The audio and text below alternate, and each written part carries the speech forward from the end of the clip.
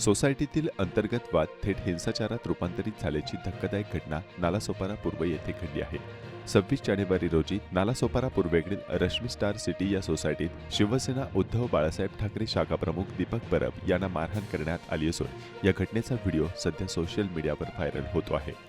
दीपक परब हे Rashmi star city सोसायटीत वास्तव्यास असून ते शिवसेना उद्धव बाळासाहेब ठाकरे पक्षाचे शाखा प्रमुख आहेत.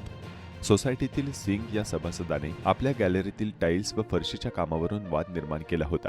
या वादाचा तोडगा काढण्यासाठी 26 जानेवारी रोजी सोसायटीची बैठक आयोजित करण्यात आली होती. मध्यस्थीसाठी सिंग यांनी स्वतः दीपक परब यांना बोलावले होते. मात्र बैठकीदरम्यान सुरू झालेली चर्चा अचानक वादावादीत आणि पुढे थेट मारामारीतही बदलली. सोसायटीतील एका अमराठी पदाधिकाऱ्यांनी सोसायटीच्या कार्यालयाबाहेर येत दीपक परब यांना बेदम मारहाण केली. याचवेळी त्यांच्या पत्नीचा विनयभंग केल्याचाही आरोप करण्यात आला आहे.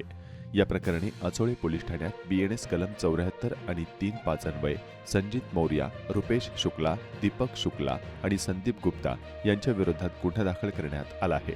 घटनेचा व्हिडिओ समोर आल्याने परिसरात संतापाचे वातावरण असून पुढील तपास अचोळे पोलीस करत आहेत.